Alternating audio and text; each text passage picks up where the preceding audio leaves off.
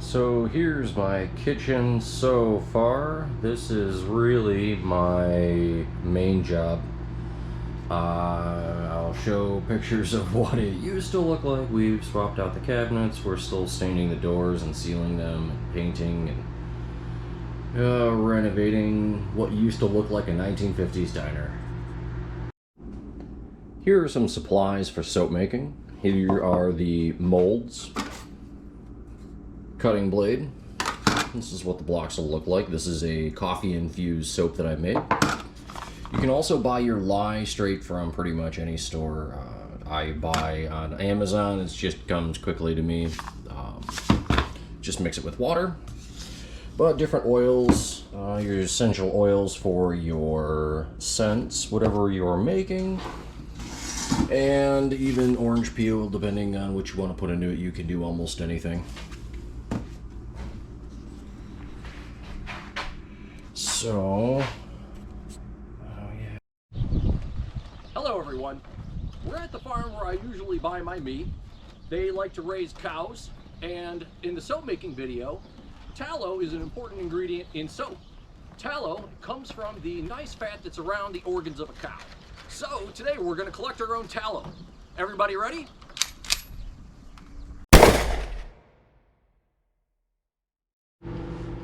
So other ways that you can collect tallow is if you cut off any of the fatty parts of the meat, you can cook that, render it, and then drain the liquids out and then use that as your tallow.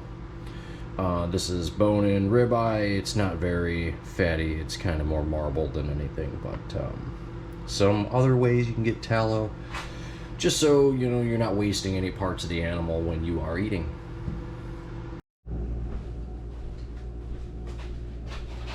Okay, so I have most of my supplies to make my leach bucket for my ash.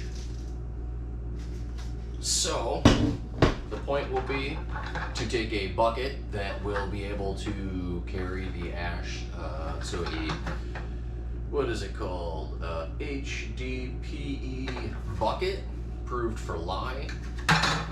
I have my gravel and I have my straw to strain, and then my stainless steel bucket. This will sit in and hopefully leach in, and then eventually it'll be held over top for the amount of liquid that we will get at the end. So I will be drilling holes along the bottom of the bucket so it can drain out into here, and this will be our lye water.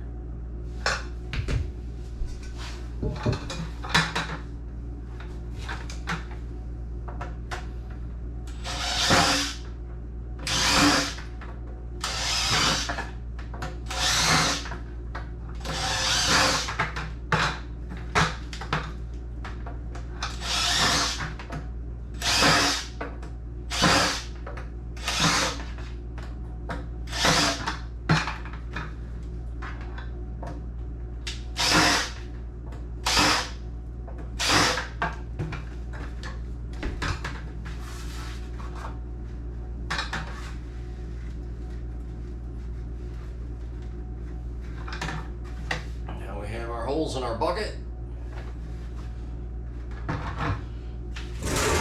We can fill it with our gravel.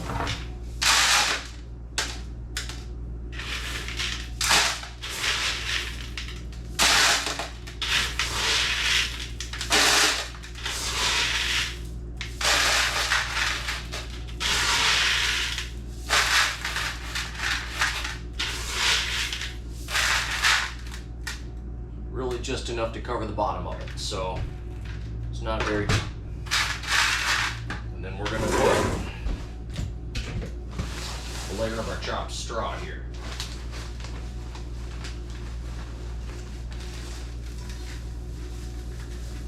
That should do that. That's all we need. So the ash I will dump in outside because it'll go everywhere. I won't record that, but I will show you once the bucket's full, and we'll go from there.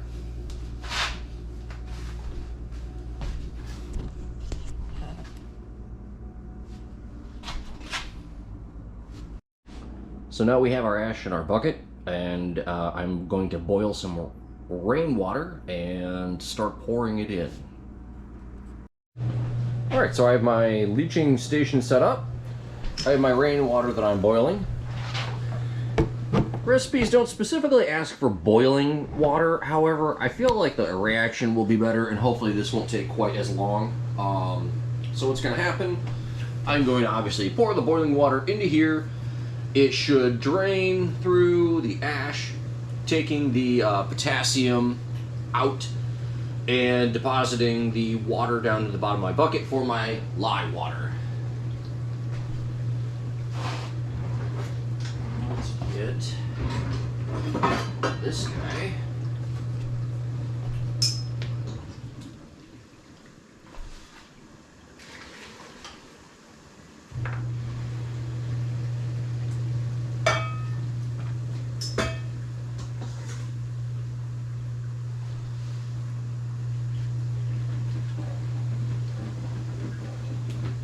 Now I'm adding about 2 gallons of water, which is what the mixture supposedly takes.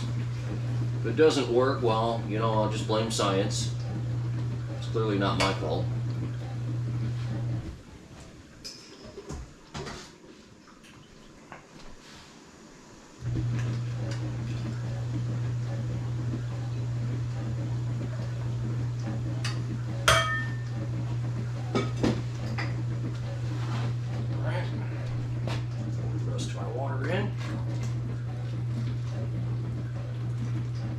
Trying not to pour in the same place so it doesn't disturb the ash too much.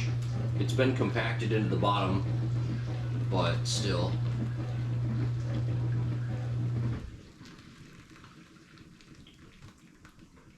Alright, so there's my water.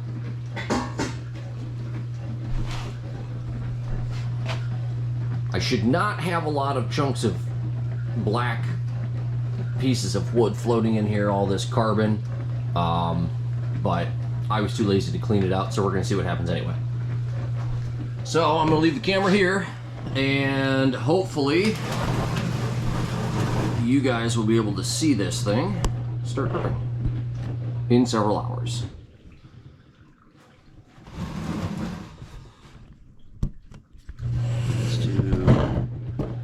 That seems like a good view for everybody. That's the money shot there. All right, I'm gonna go play games.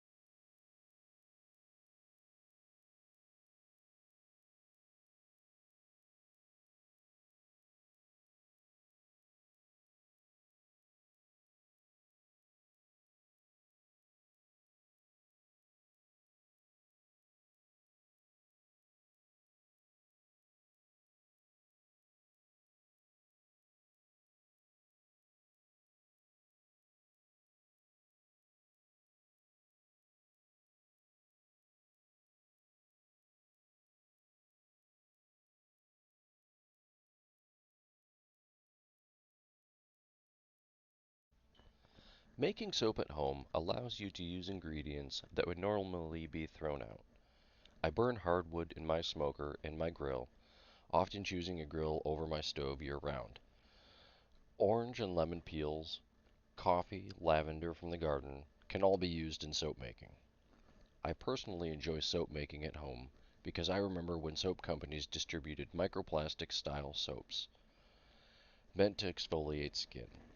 In 2010, I was in Afghanistan. My sister sent me a bottle of soap that had plastic microbeads. As I was showering, I thought to myself how bad this has to be for the aquatic ecosystems.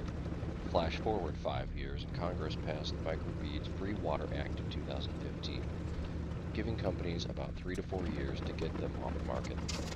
The largest concern for Congress was the environmental impact of aquatic ecosystems. Species ingesting these plastics, according to the FDA agenda. A great article entitled "Plastic Species and Implications for Human Health" illustrates these points at a global scale. Research finds that microplastics are not only in shellfish across the globe, but these plastics are beginning to be found in other parts of the animals beyond the digestive tract. Doing anything we can to prevent plastics from entering the waterways should be a priority for everyone. With homesteading, most of the products that you need every day come from your own farm, offering little in unknown or unforeseen pollutants. Most items in a homestead will have multiple purposes. As some of you pointed out, the manure from my chickens goes directly into feeding my berry plants and fertilizer for my raised garden beds. Other reasons to make soap include it's an entertaining way to pass your time. You can also make soaps for washing dishes, doing your laundry, and of course, cleaning yourself. Okay, it's been several hours. I'm going to do an egg drop test again. And sinks like a rock. Soap after 24 hours. Just a little wiggly still. We get a bonus lesson today about firearms. So, I wanted to go over the rules of firearms for firearm safety. Firearm is an essential part of a homestead. So, always keep your firearm pointed in a safe direction is rule number 1. Treat all firearms as if they are loaded. Keep your trigger finger outside the guard and off the trigger until you are ready to fire. Be certain of your target, your line of fire, and what lies beyond your target. Always wear appropriate eye and ear protection when shooting and maintaining your firearm. Most importantly, remember that guns don't kill people. Alec Baldwin kills people.